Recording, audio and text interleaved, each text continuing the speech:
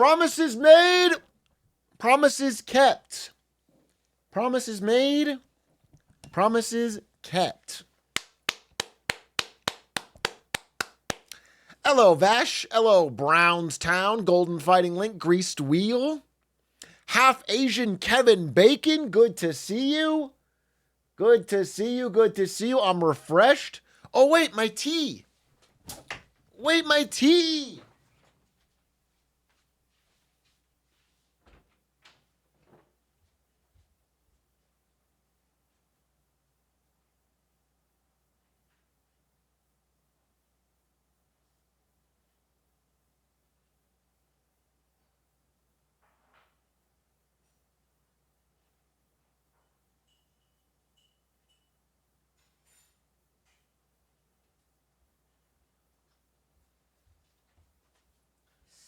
Yummy, yummy, yummy, yummy, yummy. No, it's not coffee. It is tea.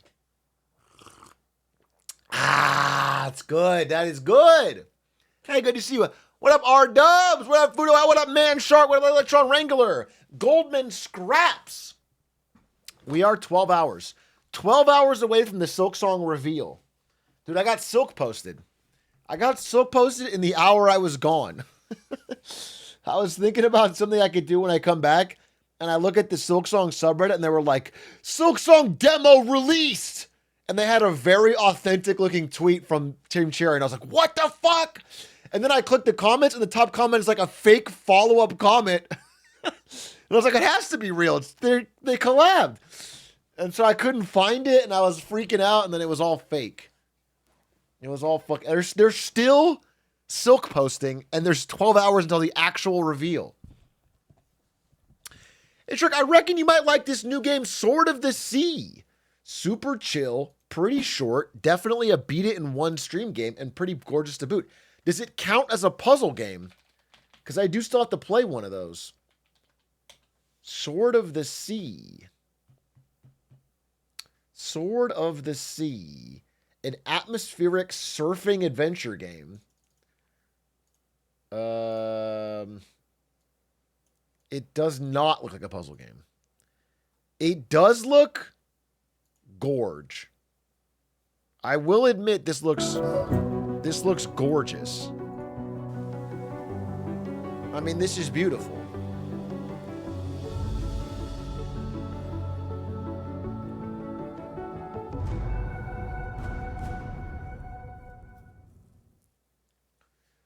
But thank you, Sengi. You look beautiful. Thank you very much. It's very kind of you. I really appreciate that. A little too forward, though. You know, buy me dinner first. Yeah, it looks, you know, it looks good, but I'm looking for a puzzle game. I thought, have you guys played, what's it called? I need a short game that I can beat in one stream. Have you guys played Buckshot Roulette? I was looking on Steam. I was sorting on puzzle games. I was sorting by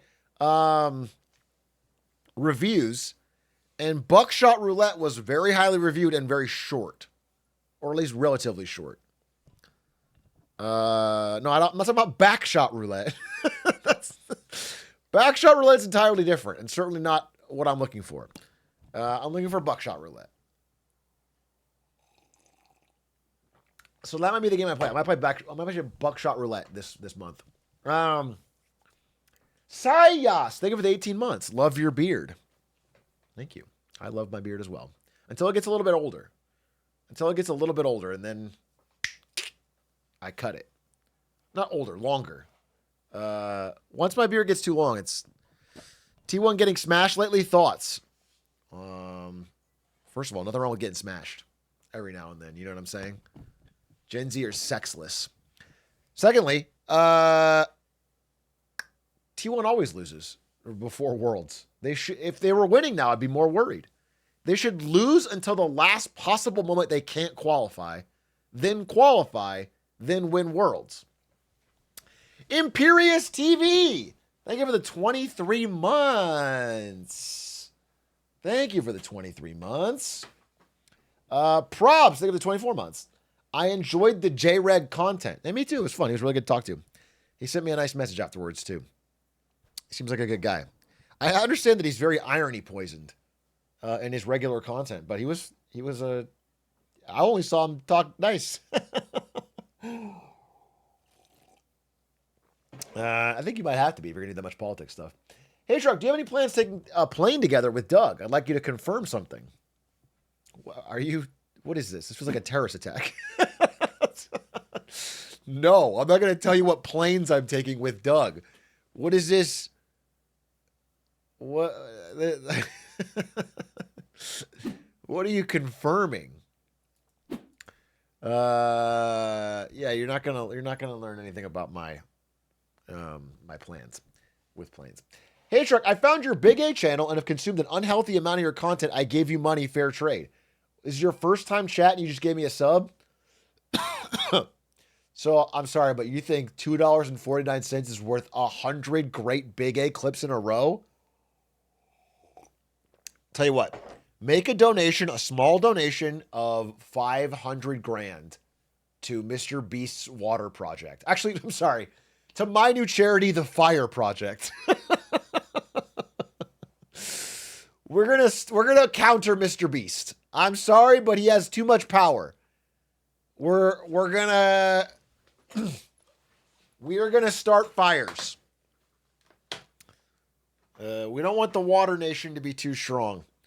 So if you make a donation to that, consider it even. No, thank you. I appreciate that. Listen, the people that come in and watch one Big A clip and then their lives fall apart a little bit and they watch 700 in a row, they pay for the whole content. The whole system, all my employees, everything is off of you. You are actually my boss, not the Twitch chatters. You are actually my boss. The people that watch every Big A clip, that is my boss. And so I appreciate you. Thank you, sir. Thank you for letting me do work. Storyteller is a short puzzle game. I've played Storyteller on stream. I think I made a YouTube video about it back in the day. It was very fun. I really, really enjoyed it. I wish there was more games like Storyteller, honestly. Honestly, I do. Storyteller was beautiful and fun and interesting and cool. I'm glazing it, but I really did like it. Is this seat taken for a puzzle game to play? What is that? Is this seat taken? Oh, this looks interesting. Wait, this looks very interesting. A logic puzzle game? This reminds me of,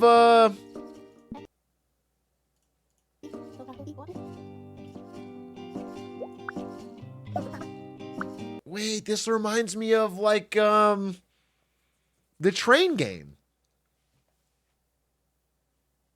This reminds me of the train game. Railbound.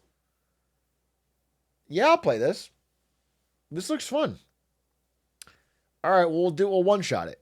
You said 6 hours to beat? It'll only take me 7. What's it called? Is this seat taken? How long to beat? Wait. This says 9. Am I crazy? Oh, no, 6 hours. Okay. Yeah, all right. Okay. Cool. Yeah, I'll do it. We'll do that on, I'm not sure what day we'll do that. Tomorrow's, well, listen, here's the truth. Here's the reality. Listen up. My whole life could change tomorrow. And I'm not exaggerating. My entire life could change. If tomorrow they drop Silksong, surprise release, everything is out the window. My whole world will change. Like I have to move so many things. If it's a shadow release, then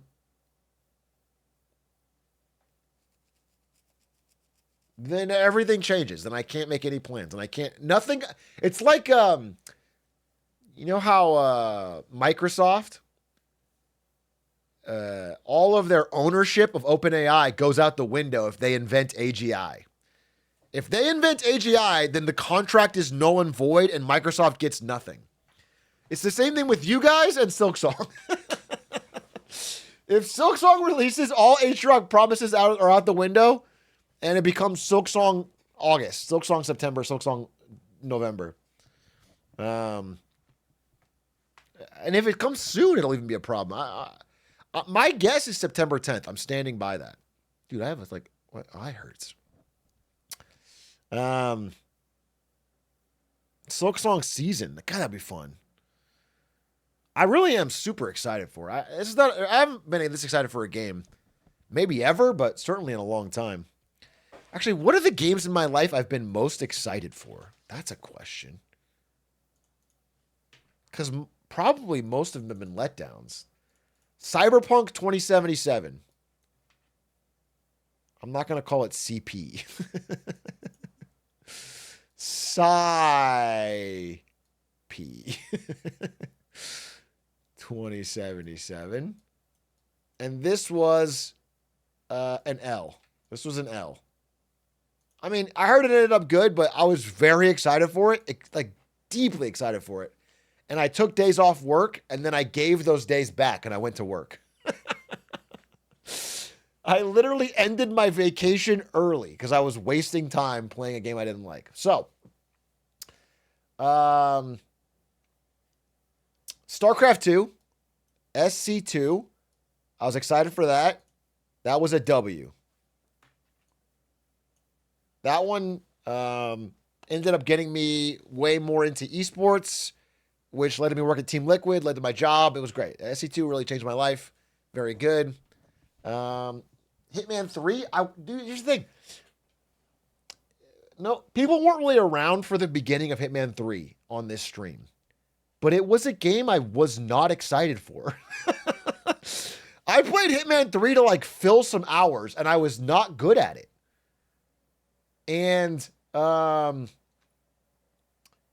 then I don't know what happened. Like somebody challenged me to do. I don't even remember how I got so into it. I don't remember. Like something, some one thing. I was like, well, I got to do that. I think it was just that I wanted to beat it on Master. That was it. I think it was just that I wanted to beat it on Master. And then once I beat it on Master, I realized that nobody had a world record for Master. Yeah, and then I did it. And then the speedrunner actually beat me with a real speedrun strat. And then I grinded. Like, it took all that to get me to grind it. And then once I grinded, I loved the game. And I've loved it ever since. I still play it. You guys don't. I still play Hitman offline. Not incredibly often, but I still play Hitman contracts offline. I'll just boot up and, like, run a contract. I did that relatively recently. I booted up a New York contract and I was just messing around with it.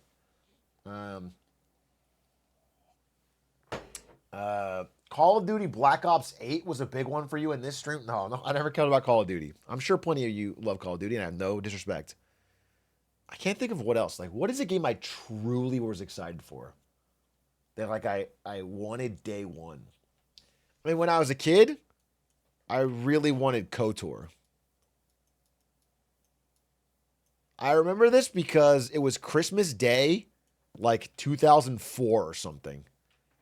And I feel bad about it saying this, but this is true. There was like a bunch of gifts under the Christmas tree, and I knew which one was KOTOR, and I said, that one. And I picked it first, and I opened the gift first, and it was the actual box, physical box of KOTOR with the four CDs. That's how old I am. And then I was like, Mom, can I go play? And I like didn't care about any of the other gifts. I like left.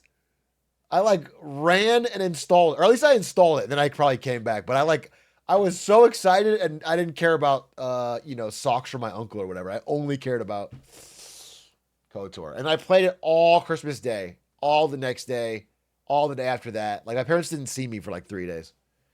I loved that game.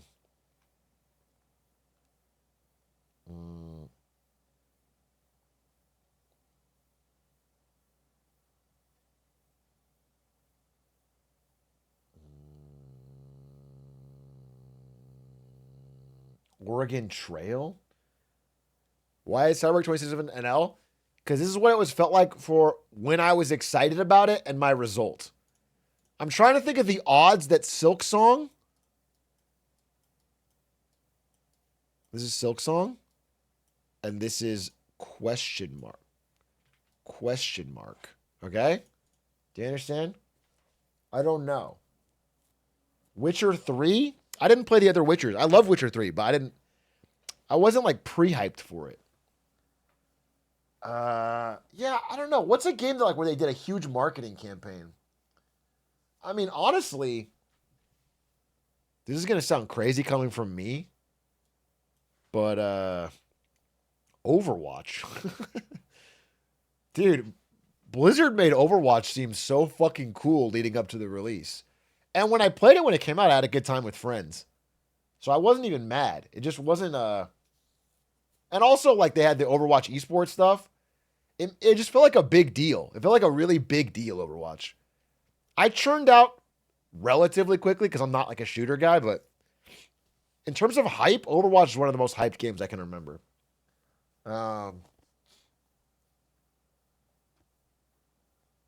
Death Stranding?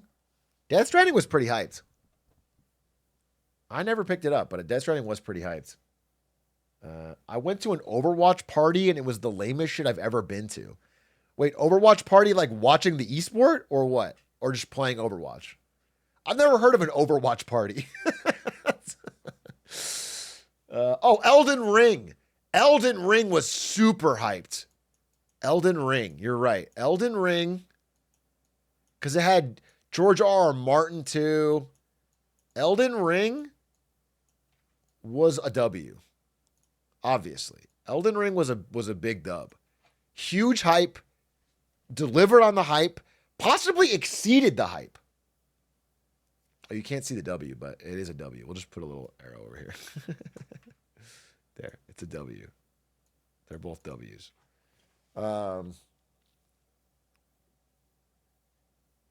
I'd say Elden Ring DLC and Night Rain were both, I wouldn't say L's, but like mid compared to the hype. They were fine. GTA 6? Yeah, I mean, obviously all GTAs are W's. I'm not even like the world's biggest GTA guy, but GTA has not had a flop since GTA 3 took over the world. Like that, every GTA has been very well received and lived up to the hype.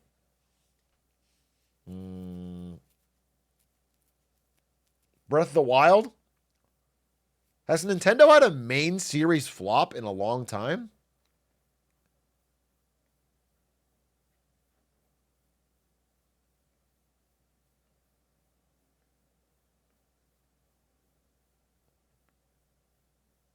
Wii U? No, I mean, I'm sorry. Let's break it down. Like Mario or Zelda. Has there been a Mario or Zelda flop? That's honestly what I want to say. They've had some other, like some Pokemon stuff's been pretty trash. Tears of the Kingdom is a flop to you? Listen, I haven't played it, but I think everyone loved Tears of the Kingdom.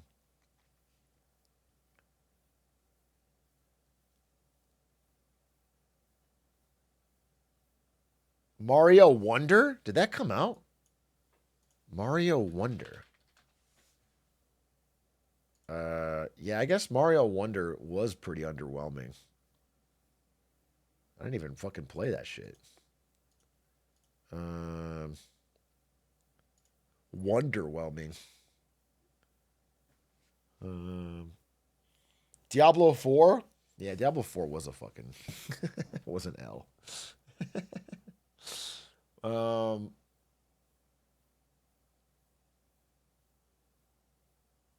Mario Wonder sold 14 million copies. Oh wow.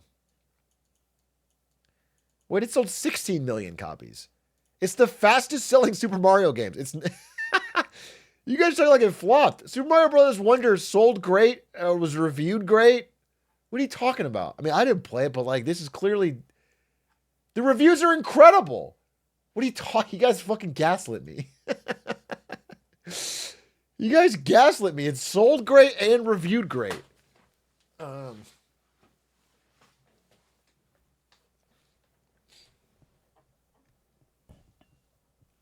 It's arguably the best 2D Mario ever. Wow, I'm getting such mixed reviews. Yeah, I don't think Mario and Zelda have had an actual flop in a minute. Like a mainline Mario game or a mainline Zelda game. Skyward Sword was kind of an L, kind of a misstep. Not terrible, but kind of a misstep.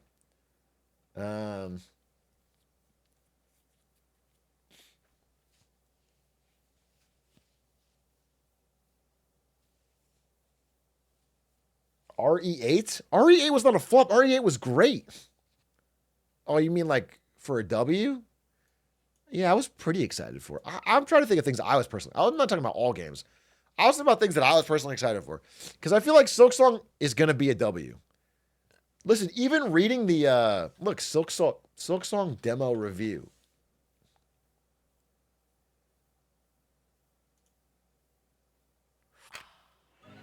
Hey everyone, Felix from Nintendo Live here, and I've made it to the Silksong booth where Nintendo's at here at Gamescom. So I was here right when the gates opened. It's the only press, and my god, already look at the line. It's absolutely Imagine insane. the smell, bro. I don't think they quite understood how much people want to play this game. But were you excited for AoE 4? Yes, definitely. Definitely. Yeah, because I remember thinking, no one on my stream is going to like this, and I'm going to do it for a week anyway. And then I did it for like a month. It was probably like a month and a half. I played Age of Empires nonstop for a long time. Yeah, I definitely remember like prepping myself to play that game because I knew no one would care about RTS. And I was excited. So yeah, Age of Empires was a W. I mean, that was a great. Which one is better, AoE 2 or AoE 4? AoE 2. It's actually not close. It's actually crazy how good AoE 2 is. It's like, there's so much. It's so good. Remember how hyped everyone was for Starfield? Starfield is one where I have video proof of me knowing it was going to be bad. I talked about Starfield before it came out, and I was like, I think Starfield's going to suck.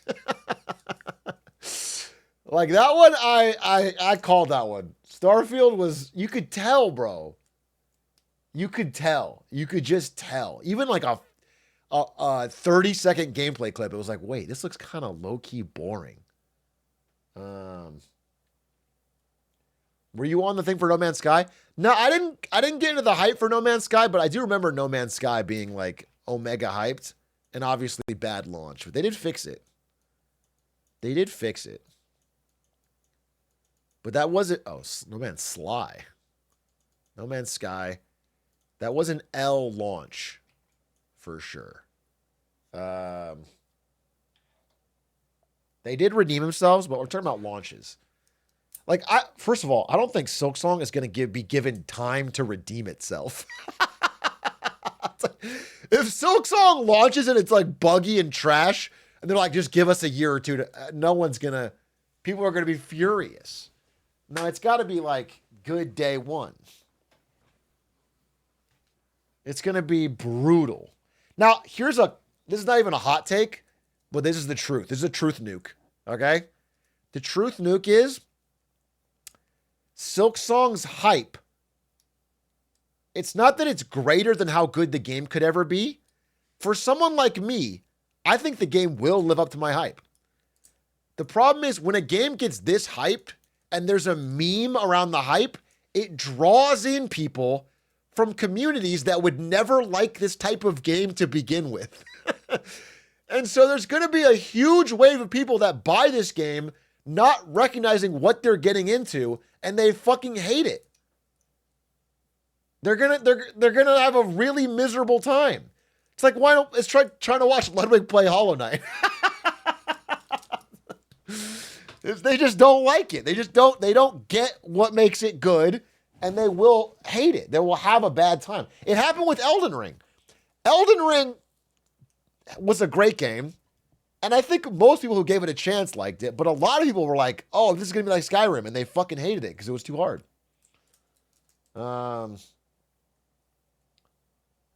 So I tried to play Witcher 3 and I bounced off that shit so hard. Interesting. I feel like Witcher 3 is pretty casual friendly. I mean, you have to, if you don't like story games, then. Here's the thing about Witcher 3. This is not controversial again, but needs to be said. Witcher 3 is a really cool story wrapped up in an actually kind of dog shit game. Like the combat and the crafting and the item pick, it's all pretty shit. It's like the story's great. The quests are really fun. Yeah, the actual gameplay of the game is pretty shit, or like at least mid. But it was just worth it because I love Gwent. Gwent is more fun as a gameplay than the rest of the game.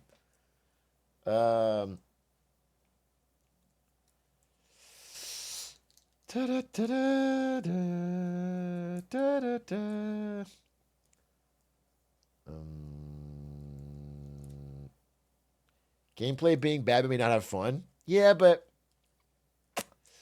I don't know how to describe it. I think Witcher 3, you have to be like, this didn't happen to me, but this would be the perfect, just break up with somebody. Just break up with somebody and cut off the access outside world and spend like 2 weeks just really diving in. And you'll have a great time. You'll have a great time. Like The Witcher, you just need to like get into it. Or get unemployed. Lose your job. That's a perfect Witcher 3 environment. It's not that fun to like put an hour in every night. It's way more fun to like give your life to it for a week and a half, 2 weeks. Enzyme,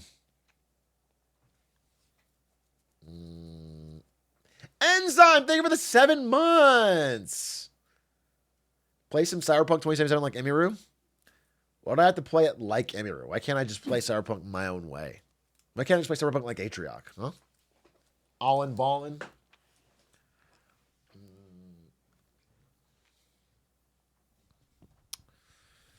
Do do do do do. Do do do do do.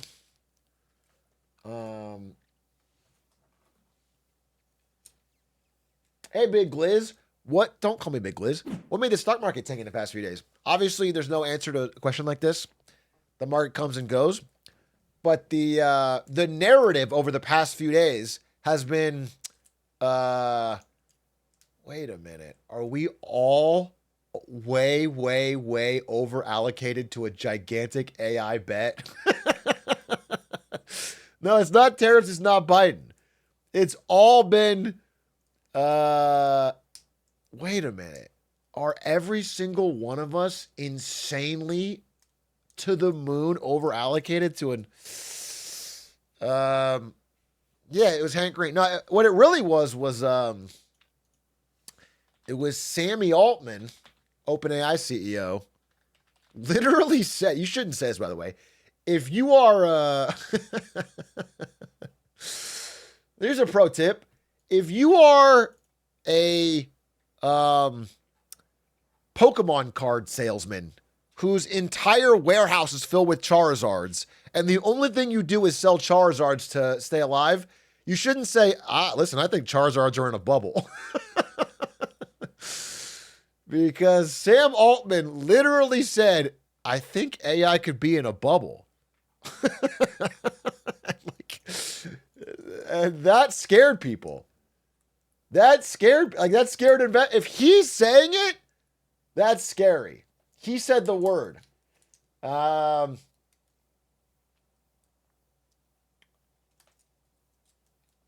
And there, listen, nothing major happened. This was just 2 days of like bad performance for tech, which was nothing crazy. It was, pretty minor drops, all things considered. But there was just a general sense. Here's the main things. We're like, let's get Paints back, because this is actually an interesting topic. There's been a couple things that have happened lately that are all like making people kind of nervous. Number one was this. GPT-5. We talked about it. GPT-5 was mid. It was mid to actually, it started out mid and has gotten worse. It is now bad. I don't know if any of you are active ChatGPT users, but it actually has gotten worse every day. It is consistently getting like, people are noticing that because they're hitting their energy limit. This is what Sam Altman said too. Like they are hitting their server and energy limits. They're having to rate limit, and they're having to route all the questions to the worst models. And so it's getting worse. So GPT-5 was like this incredibly hyped Death Star. Sam Altman was on Oprah saying how it's like, I can't tell you how crazy it's about to be. If you knew what I knew, you might hide in a bunker. And then GPT-5 comes out and it's like, it can't even tell you how many R's are in strawberry still. And it was still bad. So this happened. And then second thing happened, number 2, Sam Altman goes bubble. He says the word bubble.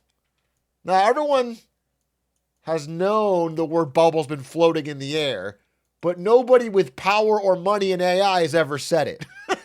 So finally, Sam Altman said the word bubble, which is like, oh, wait a minute. It's very possible we're in a bubble. Like, especially because, when you talk about AI, you hear about people like OpenAI or Microsoft or Google or Meta, companies that all have some cash flow. They're all, big, stable. But the real area you're seeing the bubble is all these AI startups whose valuations are astronomically bigger. None of them make any money. They're not even close. Most of them, every user they add loses them more money. The amount they spend on GPU tokens is more than they make from the user. So it's all loss. There's these really crazy valuations in most AI startups. I'd say all of them outside of Anthropic and ChatGPT. Okay? And so that's a problem. Also, one more thing I want to say. This is the thing. What's the right word for it? It's like data center depreciation.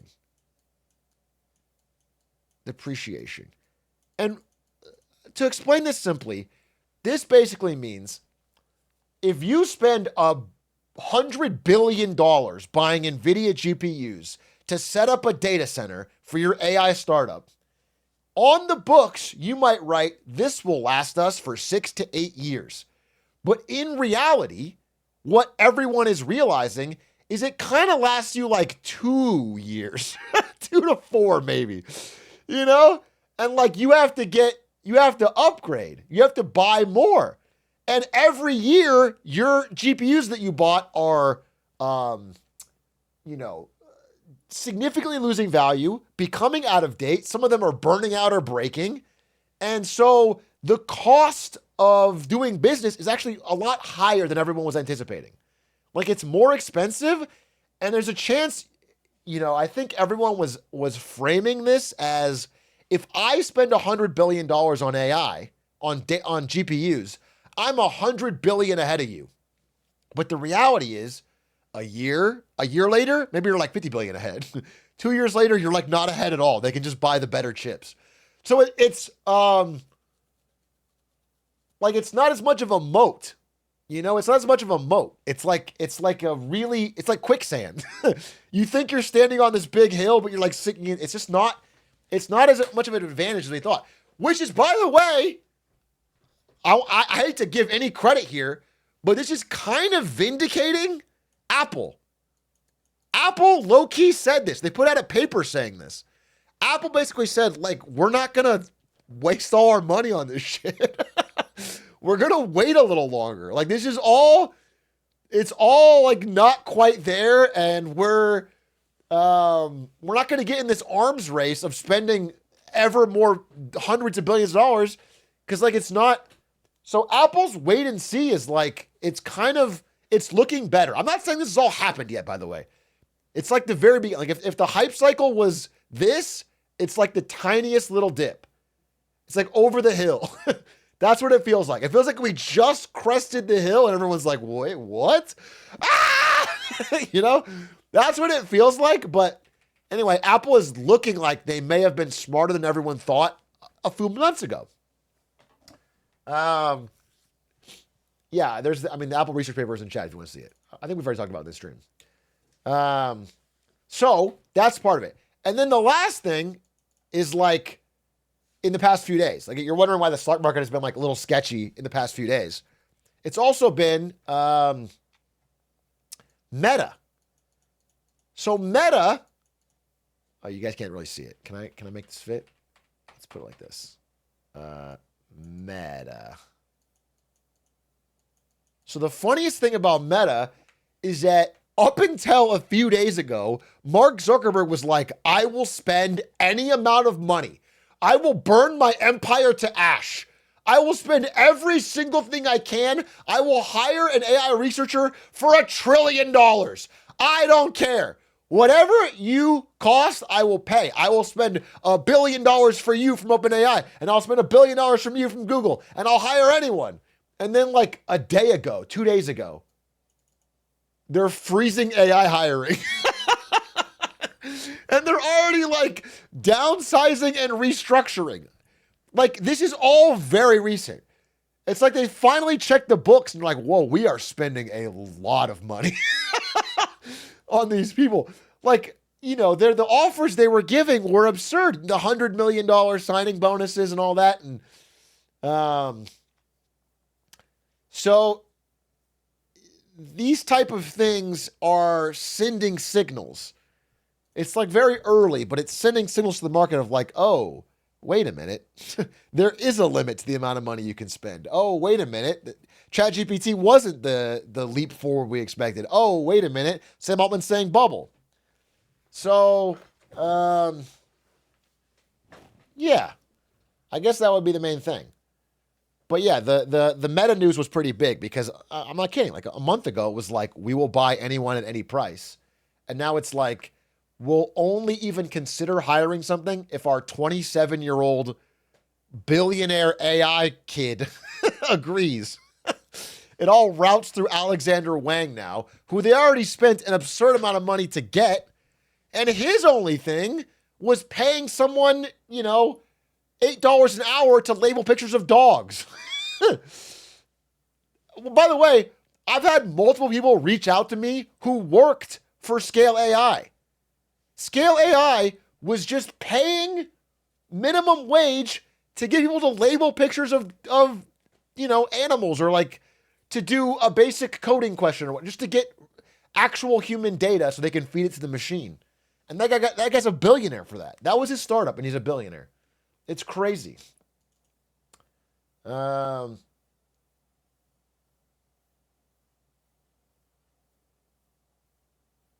yeah, and then there's actually one more thing. There's actually one more thing, and it's pretty important.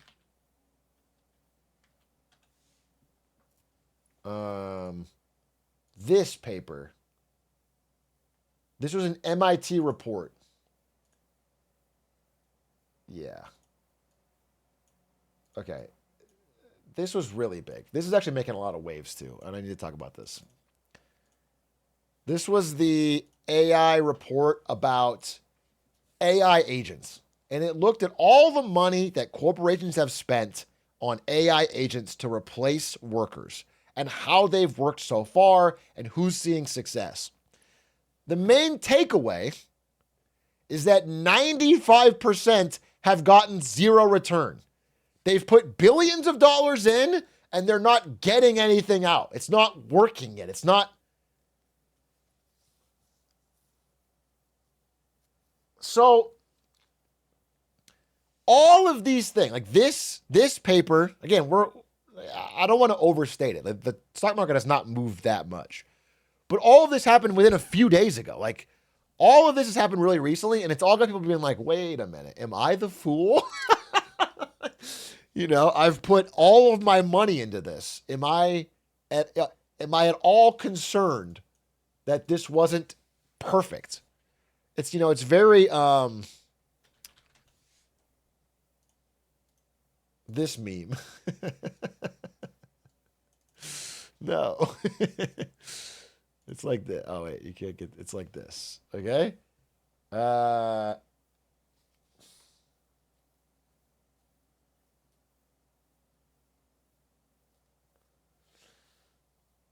so, nothing, and a couple of things could happen to turn this around. Any one of the big tech companies could release incredible earnings. ChatGPT is going to raise money at a $500 billion valuation. By the way, I don't have the exact dates, and I don't want to be misquoted here, but it is absurd how frequently OpenAI is needing to raise new money. Like OpenAI raised $17 billion, no, $10 billion, and then a few weeks later they need to raise another seven. Like they're raising money, like they're burning through a lot of cash, what I'm trying to say. They're burning through cash very, very quickly. And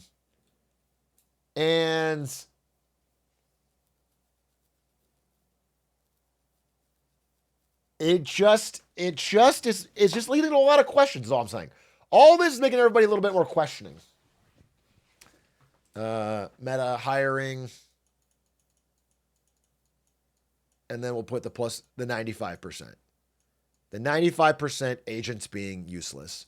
That equals question mark. That all feels bubbly to me. Now, I've been saying bubble forever, and I have an inherent bias. So I don't want to overstate here. But I will say that there hasn't been a lot of news in the past few days that would be like positive on the everything is working out. This is all going great. The money's well spent. I think this is talked about the least. This is probably the biggest one. This part is so under discussed that so much of the money being thrown at GPUs is going to be wasted within a few years. People like ignored it. They hand waved it, and now they're like, wait a minute. We're just going to be out of date. Like they're going to have to buy it again. What does bubble mean? A bubble is like when investor hype exceeds the reality. When valuations of companies exceed what they're actually able to make or earn in any reasonable time frame. And to be clear, bubbles have happened with every other major new technology in the stock market ever. Not just the internet. You can go all the way back to like trains, radio, canals. Every major technological advancement has had about, not tulip. Tulips is not a technological advancement. I'm talking about like reasonable during America timeline.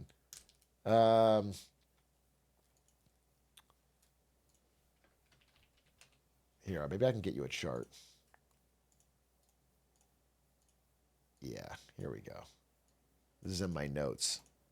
And it's very helpful.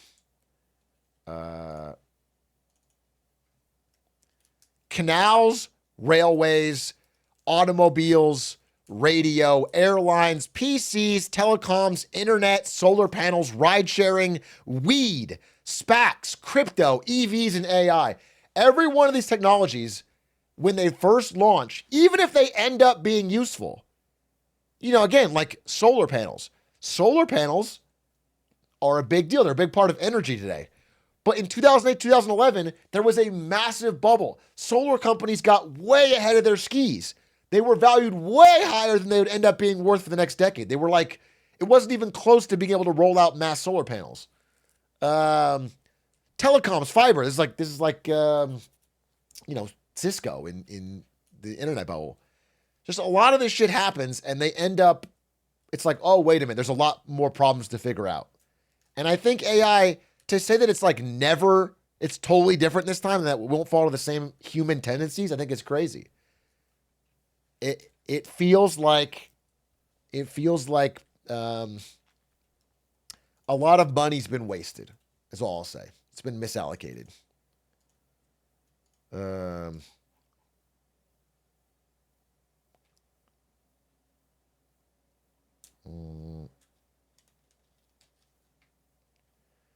What you're saying is that a bubble's not a significant predictor if a technology be useful or not? No.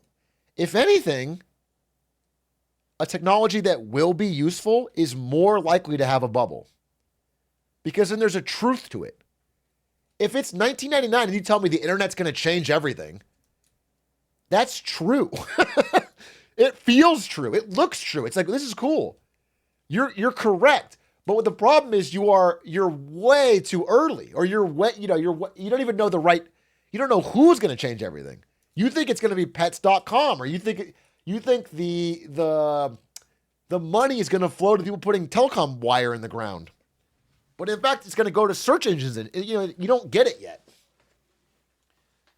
So the way AI makes money is not even fully mapped out yet.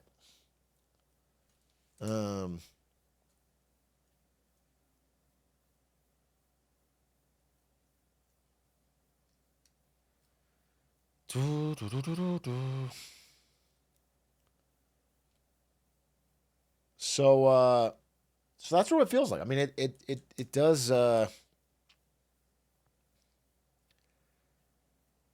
Yeah, I mean, Drunk Gnome, that's a great point. If you picked Amazon, it fell 90%. Amazon stock fell 90% in the bubble. The Jeff Bezos earnings letter after that fall is really funny. It just opens with one word. It says, ouch. In like 2001 or whatever.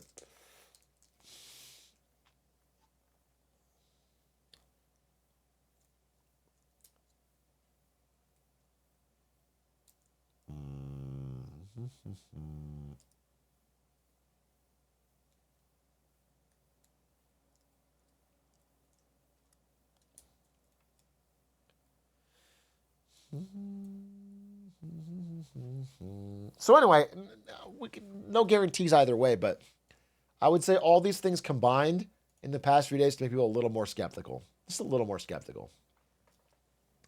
It's a combination of bad news that all just seems a little weird. But a few things in the future, in the next few weeks, could get the hype back on track. The main thing that usually saves it is one of the big tech companies, Google, Meta, whatever, will release a great earnings report. And then everyone's like, this is great. We're back on board.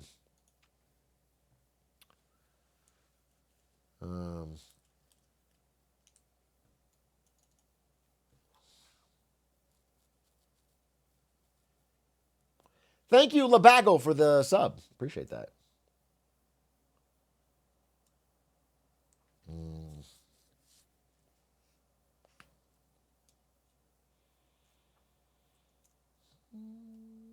Angry Mom, maybe the 14 months. Hey, Atrioc, I read the FT in the Wall Street Journal. I'm looking to Substacks. Do you have any recommend? I mean, I read like 40 Substacks. But one I always recommend is Melody Wright if you care about the housing market in the United States. She really does. She does fucking boots on the ground work. She drives out to fucking residential areas. Yeah. And I've been wanting to make a video about U.S. housing because it looks terrible. It looks fucking terrible. But I didn't want to be too doomer, and also I'm less versed on it. But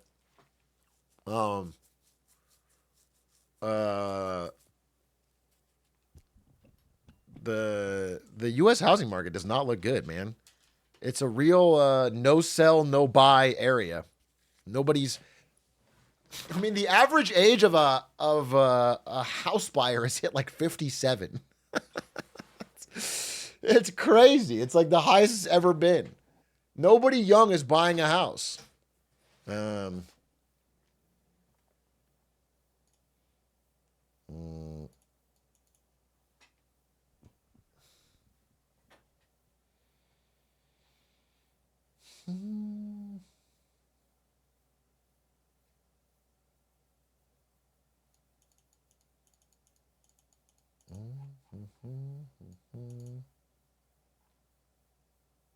In Denver, people are selling like crazy. No one's buying. Wonder how bad it gets everywhere.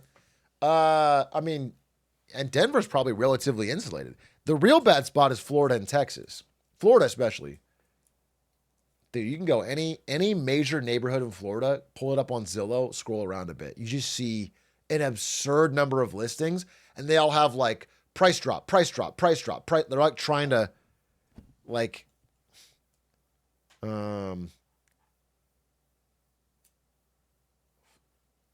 yeah, Florida has way more sellers than buyers. Mm,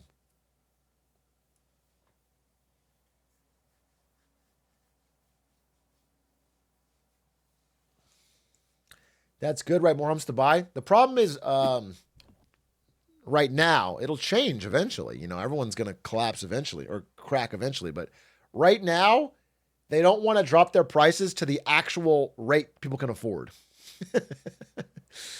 So that's why there's no home sales happening.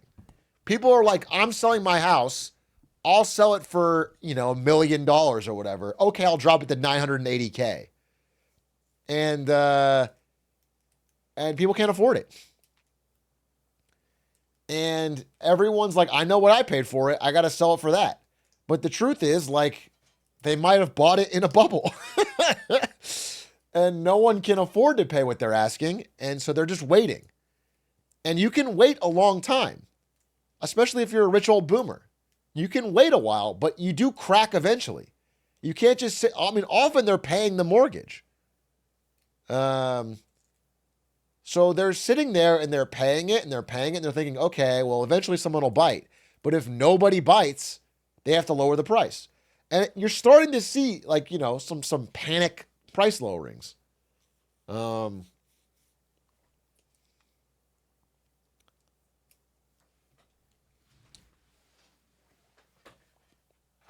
But only in those really high selling areas.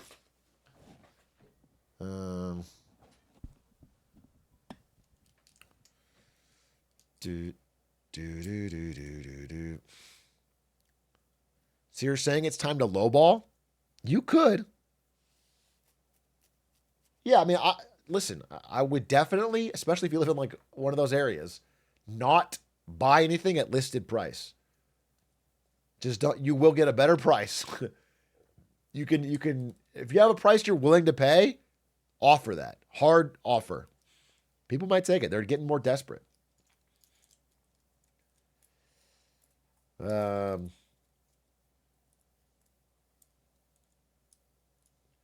can confirm the only houses I've seen sell have sold for under asking. Yeah, exactly. Don't take the asking price.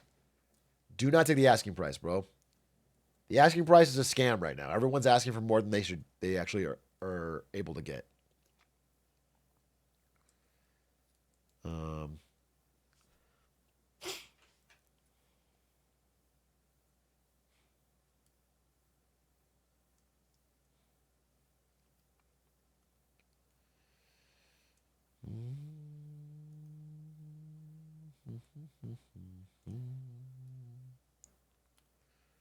it's like eBay. You have to look at completed sales to get the actual market prices. Exactly. Fucking exactly, Imperious TV. That's right. That's right. That's correct. That's well said. It's marking to market. You have to know what actually is being sold. That's what a home is worth in that area. Um, and and homes are worth less than most owners think. Mm, mm. There was a condo that collapsed in Florida a while back, which made Florida get strict on building maintenance. So condo assessments are going to go through the roof. No one is buying condos. Helping to, yeah, I saw this. I saw this exact story. Yeah, yeah. The condo collapsed in Florida. They're checking in, and many of these condos are like decrepit, like they're degrading. Like the salt water is eroding foundations, and their balconies are not safe. Like the balconies are breaking, and um, and nobody wants to pay for repairs. They thought they would just flip it to someone else. All these Florida condo buyers thought, okay, I'll buy it for 800 grand and I'll sell it for 1.2 million. But instead, they bought it for 800 grand. No one's buying it and they owe a bunch of money for repairs. So they're freaking out. So they're trying to sell it at a loss. I mean, it's, yeah. And then the insurance is going up. I mean, Florida has like flood insurance in the same way that California has fire insurance, which is that no actual company will offer it because they know they'll lose money. So you have to get it from the state. The state offers it as a way of keeping people in the state. But the problem is the state doesn't actually have the money to pay it out if there was a disaster. Like if Florida actually had a big flood, the state would be out of money. They cannot offer, they're just praying it doesn't happen. And it's the same with California. If there's another big fire in California, people are only insured through a state fund that will run out insta. So you have to get like printed money to bail out. Like it's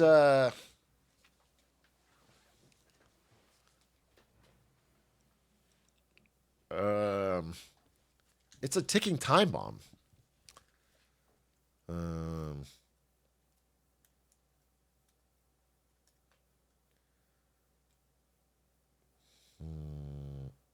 You're right. This is Doomer. Yeah, well, that's why I don't talk about it. You guys brought it up. We can talk about good things. What I was going to talk about video games, bro. Can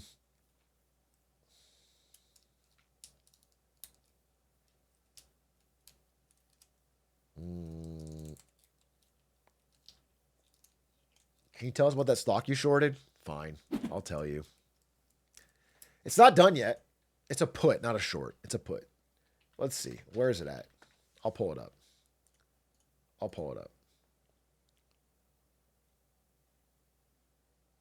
I'm probably going to lose it all. Low key. I'm probably going to lose it all.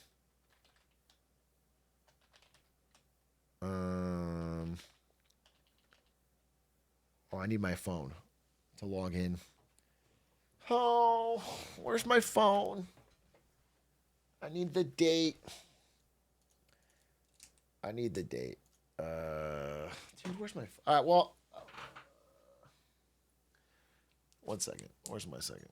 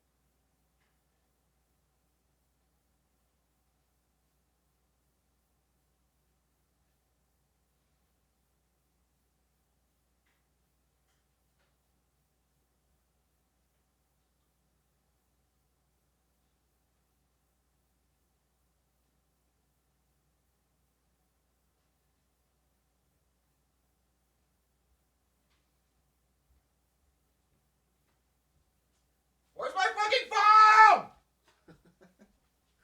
Where is it? God damn it. Where's my phone?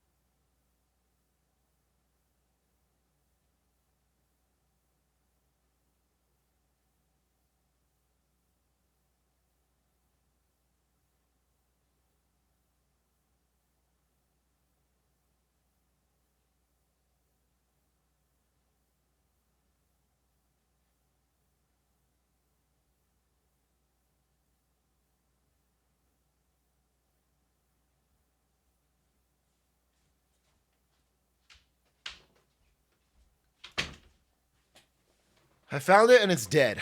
I found it and it's dead. Which means I need to fucking send my wife a message, make sure she's not trying to get in contact with me.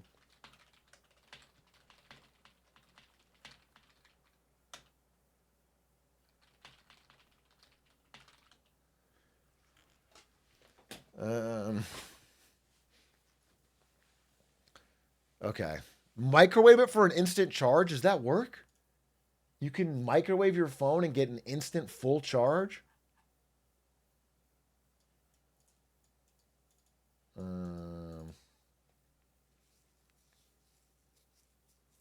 I mean, if you guys all say yep, you wouldn't lie to me. That sounds like a really good.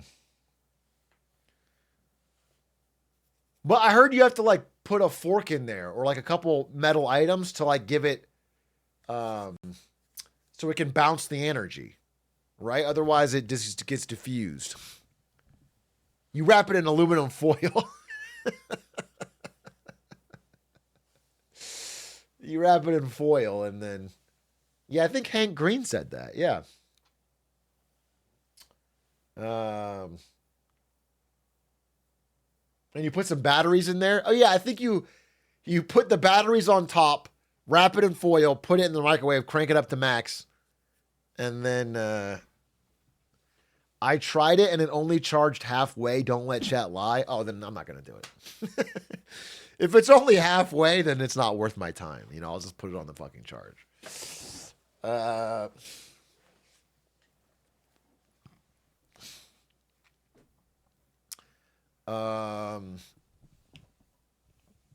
whatever. I can't pull it up, but okay. Here's the deal. I'll give you the fucking full story. Here's the fucking deal. Surprise, surprise. It was Carvana. Okay?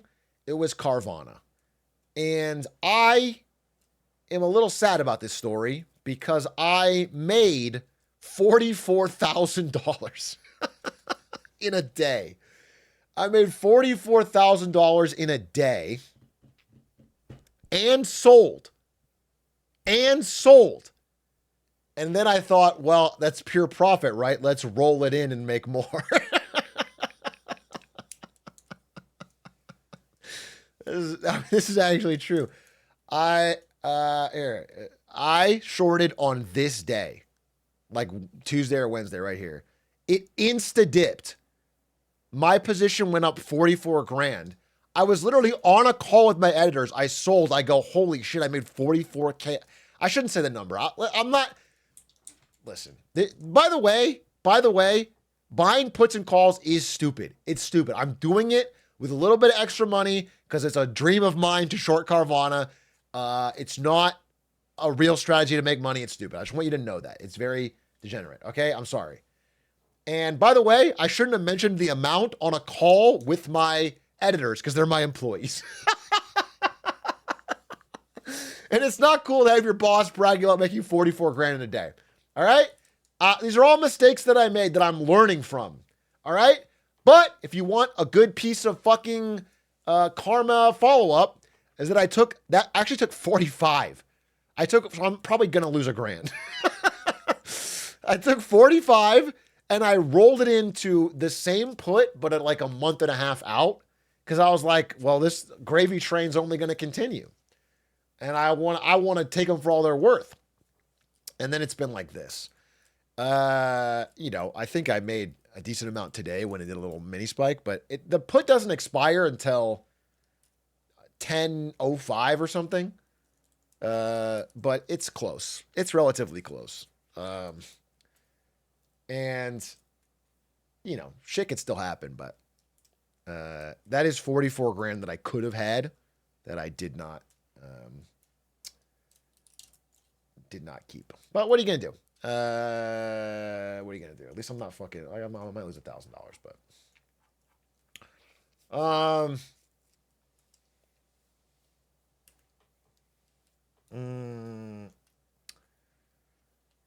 let's short squeeze Atrioc. It's not a short, so you can't squeeze me. I'll just lose my position. You can't short squeeze me.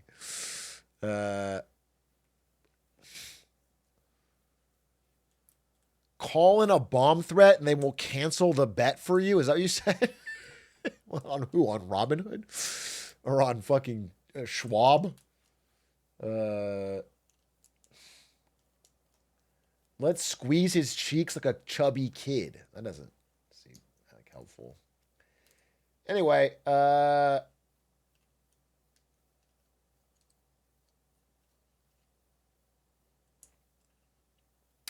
who knows what'll happen. But there's the answered question. Still, I'll give a final update, I guess, on October 5th. October 5th is when the put closes. I bought it like, only slightly below the money. So technically I could still realize a profit. It's not crazy. Depends on how the market does in the next month, but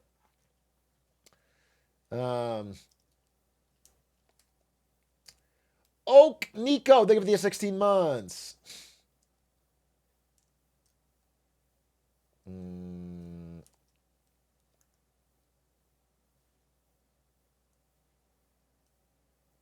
10 old men. Let's go.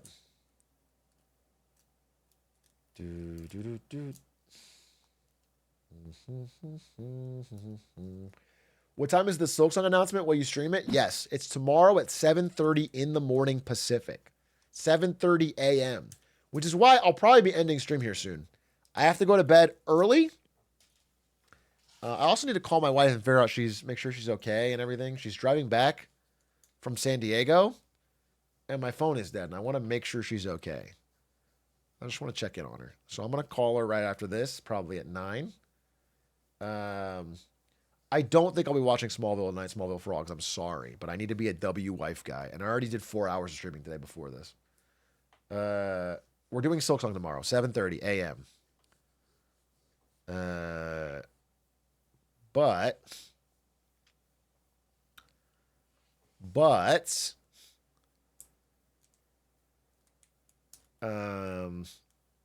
what I really want to do is, I'll just tell you, dude. So I did a presentation for Lemonade Stand. If you aren't a Lemonade Stand frog, but you like presentations, you can just watch the first third. The first third is a presentation about superhero movies dying. And how, long story short, Hollywood is getting less and less juice from the squeeze on superhero movies. They're just not performing. Even Superman. Everyone's like, Superman's such a great movie. It's doing so well. It's doing okay. The reviews are good, but it's doing worse than, the Robin Pattinson Batman. It's doing worse than Man of Steel. And that's the outlier this year. Superman is like the good one this year. And it's doing a little bit worse than the other one, And so,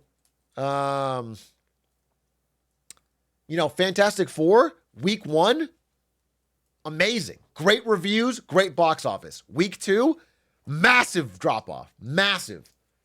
Like the fans went and saw it, and then nobody was left. So, we did a presentation. We talked about it. Aiden had some good points. He's really Zoomer superhero pilled. He gave some thoughts.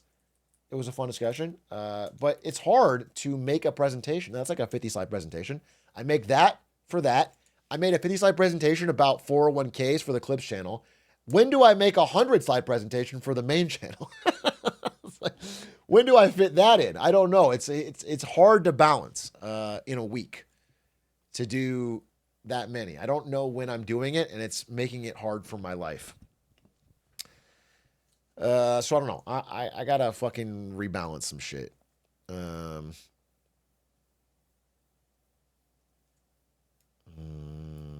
Oh, the difficult life of a streamer. It's not the difficult life of a streamer. It's not. The streamer, I can just go live and do whatever and play Peak. I actually think if I did more of a Squeak style stream, my chat would be happier. If I just went live, played a random game, made jokes, my chat would be happier. Okay? It's not that a streamer's life is difficult. A streamer's life can be as easy as you make it. If you have enough people that just like your personality, your chat can be happy with whatever.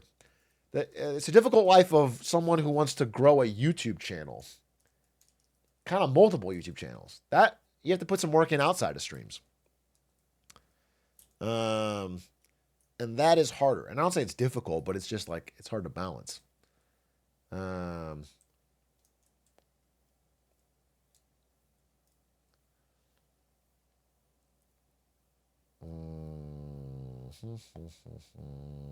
you calling Squeaks lazy? No, I think Squeaks is like a man who's really figured out how to enjoy life. It's not shaded squeak. If anything, it's like respect for squeaks.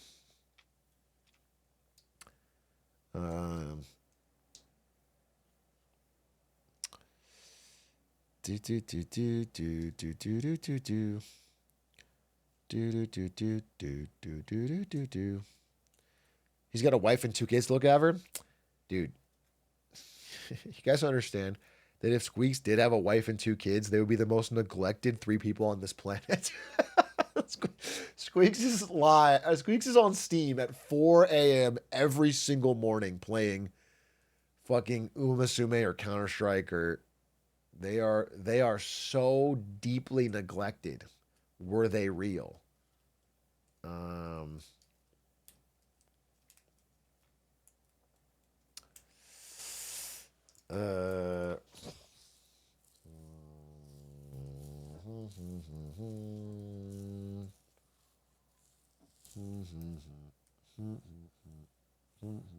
Hey, Big A, quick question. What do you think of the idea of a law to cap salary of max paid employee of a company to 100x the least paid employee? Then to elevate themselves, the top brass would need to elevate everyone else. What do you think? Maybe a dumb idea. I don't know if it's a dumb idea. There's probably something there to that. I think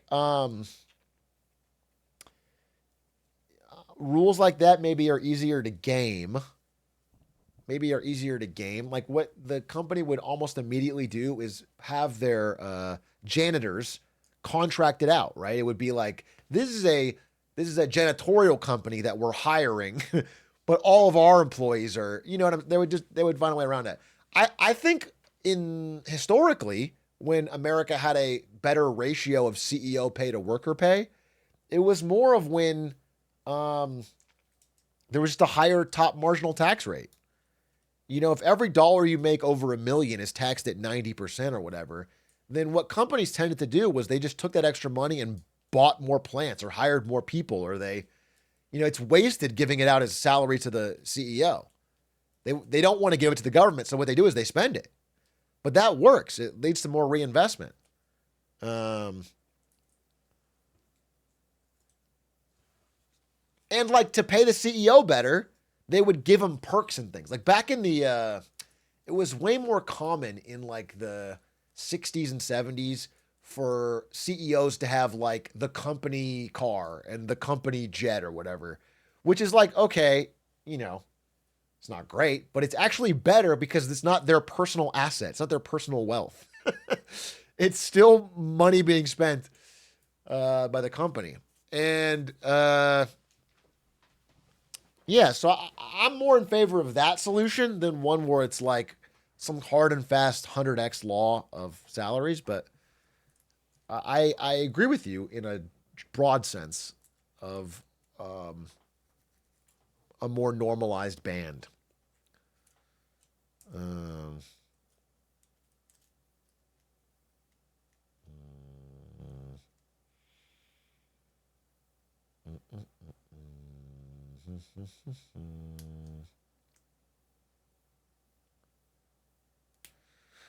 How does that work with the shift to stock-based pay packages? The way you would crack stock-based pay packages, which is not necessarily a problem, by the way. Well, first of all, I'm a big believer that we have incredibly stupid laws around taxing stock sales.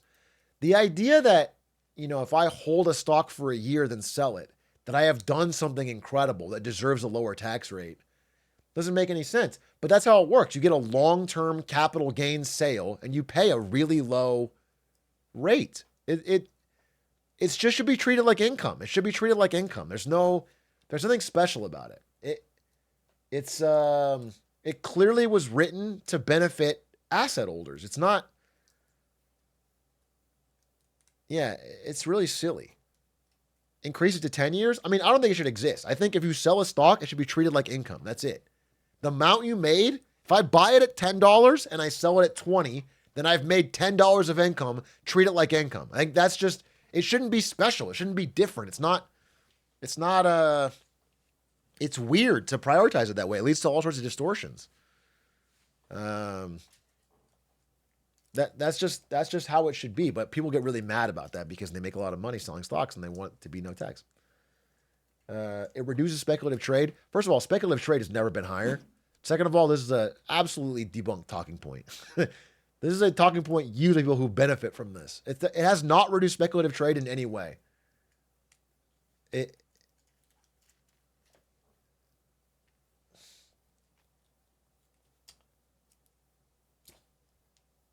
If we could reserve the tax incentives for income from bonds, making our debt more attractive.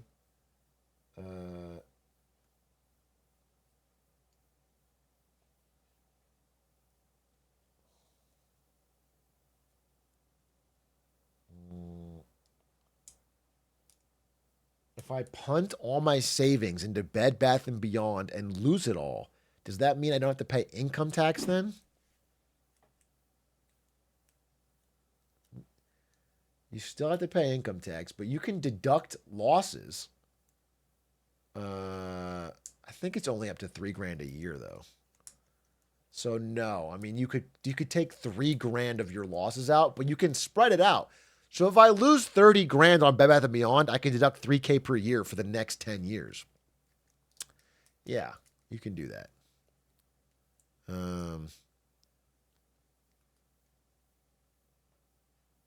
So the best way to make money is to lose money on Bed Bath & Beyond is what I'm saying. Thoughts on the Pelosi Act? Do you think it'll pass? If you guys don't know, the Pelosi Act is the Preventing Elected Leaders on Trading Stocks and Investments Act or whatever. It's named after Pelosi and it's about stopping Congress people from trading stocks. What's funny is that it was created by a Republican, Josh Hawley. It is supported by Nancy Pelosi, who at this point has made so much money, she'd like to cash out and be done with it. And then get rid of the stain from her name. The problem is that Trump has come out and said that this act benefits Pelosi and that we can't let it pass. Trump has been the biggest. And then Trump called Josh Hawley a second-rate Republican senator and insulted him. So I don't think it's going to pass. Trump has really hard advocated against it. Doesn't it go into effect in 2029? No, I don't think it passed. I think it didn't pass.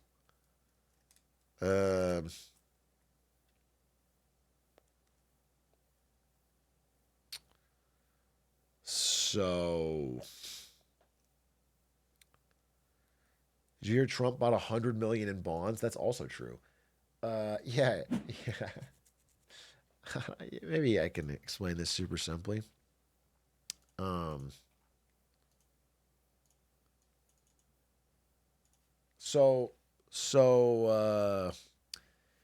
With bonds, which are IOUs from governments, the price is inversely correlated to the yield. I'm losing people. Let me explain.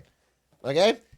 If I sell you an IOU that pays 5% interest, okay, and you own this, and then tomorrow I drop the rates or whatever.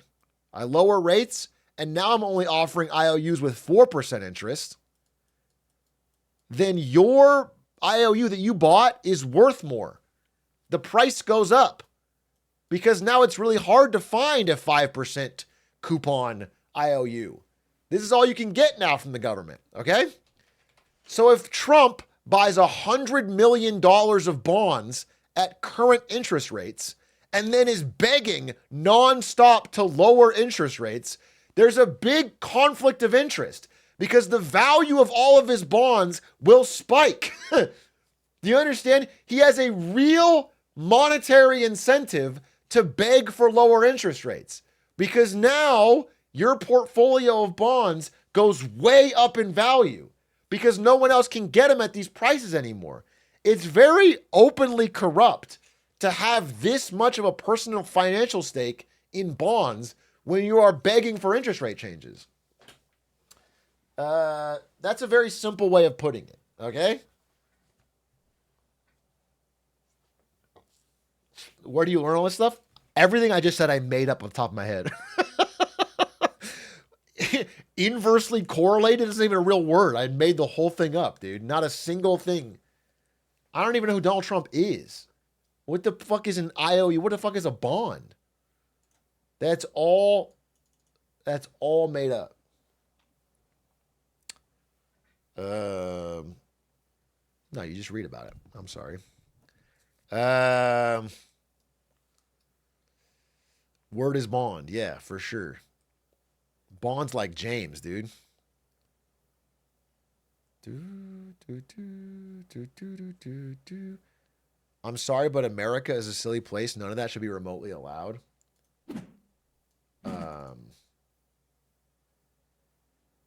This is just supply and demand. This is just every country. Do you mean like Trump should not be allowed to buy bonds and then influence it? Yeah, that's correct. That's correct. That part is correct.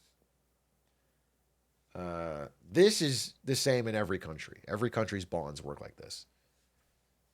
As the yield falls, the price rises of previous ones.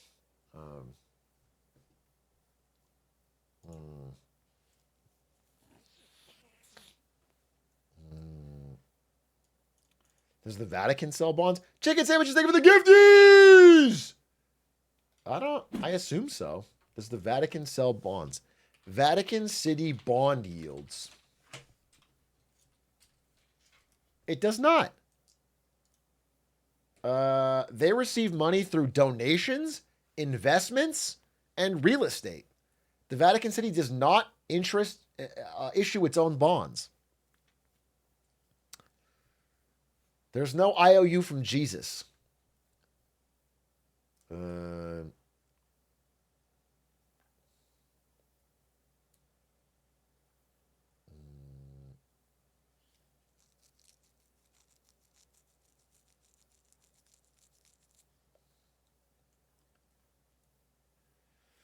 Is data science imploding as fast as computer science? I don't think so, no. I can't say I couldn't tell you off the top of my head what the stats are, but I would say it's way harder to get a job as a new CS graduate than a data science one, but I'll check. Data science.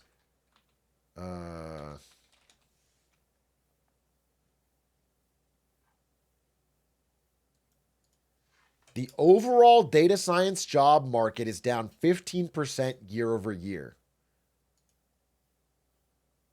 Data analyst is still doing pretty good, and data engineer is still doing pretty good.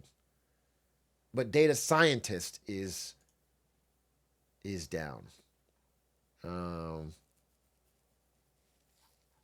Okay.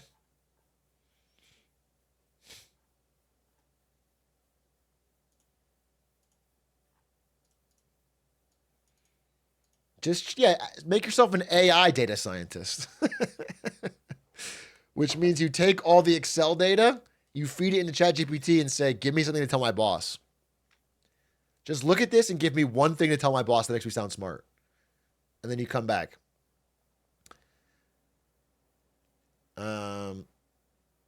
What the fuck, that's what I do.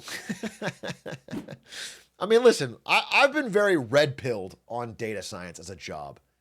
I'm not disrespecting you if you're a data scientist. Many of you are very smart. Actually, the smartest guy I know is a data scientist. But the true reality is that most data science is a job where your entire job is to make numbers that make your boss's decision look correct. Like, it's not like you give hard data to your boss and he makes a smart decision with it. It's like he has a decision in mind and you have to create the numbers that make that look right. That's the real purpose of the job.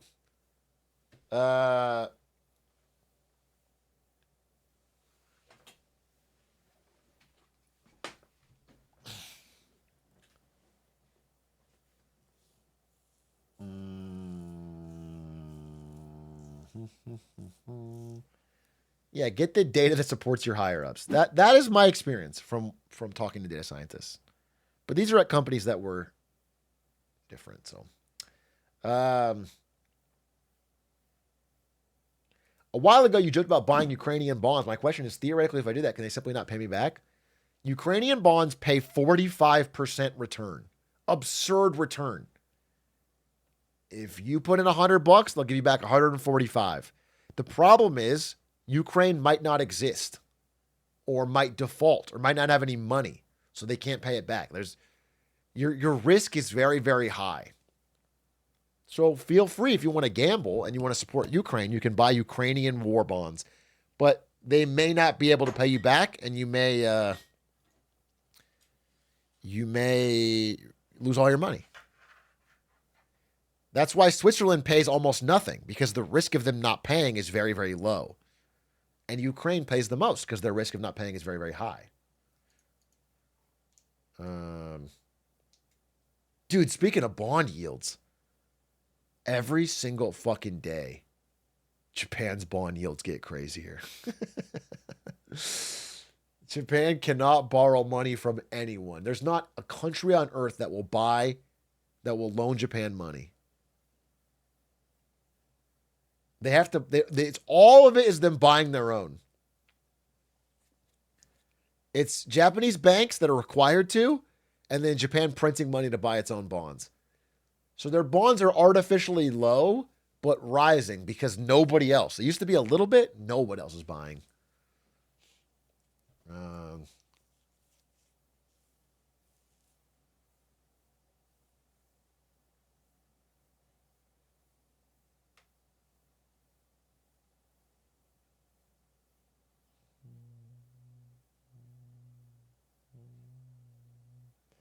I have a question about bonds for a long time.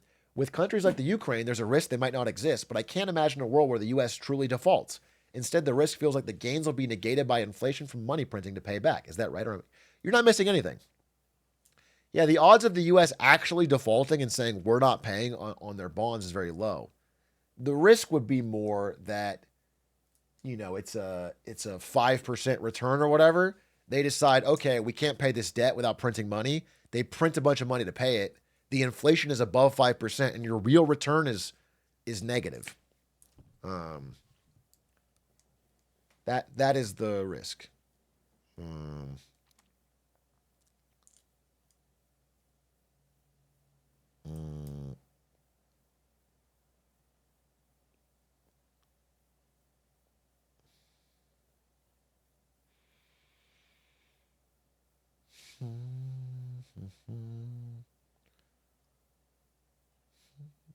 Wouldn't static USD be worse than that anyways? Yeah, but, it's not about versus static USD. It's versus anything else you could be in. You could be in real estate or stocks or gold or Swiss bonds or whatever. You could be in something else. So everything is weighed against your best alternative.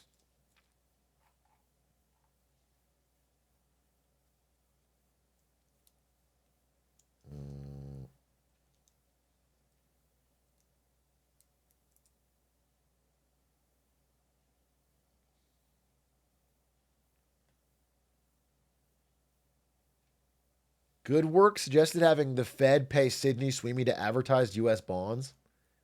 It might work. It's a better strategy than some of the things Scott Besson is saying, dude. Sydney Sweeney doing a fucking nationwide buy American bonds ad campaign. That might actually work, bro. She just had a flop movie, though, so maybe it doesn't work as well as you thought. Dude, I saw that movie. Wait. I saw the movie Eden. The Ron Howard movie. I thought it was a movie about Aiden. I thought it was about Aiden, but it was called Eden.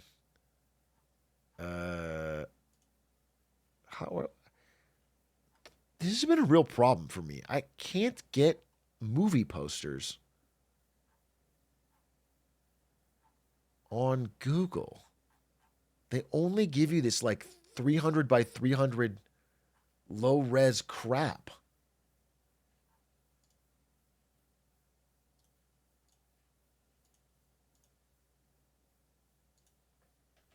Anyway, this movie. It's about a group of Germans that all moved to an island in the Galapagos, hoping to make a better life, and then they all try to kill each other. Classic, classic, classic. It is a star-studded cast, I'll tell you that. But it wasn't as good as I'd hoped. I'm sorry. It was actually pretty mid.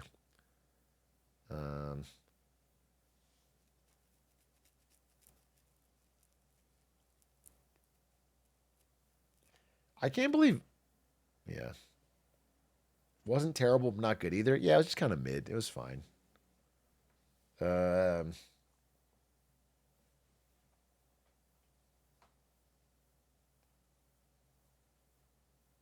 Never go to the Galapagos with a German.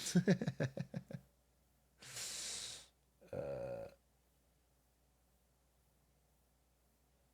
I will say, Jude Law hangs dong. Jude Law does full frontal dick for like a 30-second scene. Uh,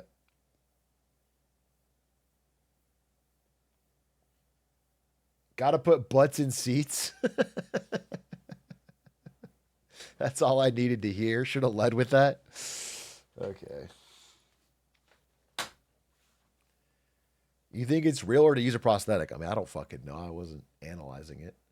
But he did let that thing swing. Say no more. He lays down the law.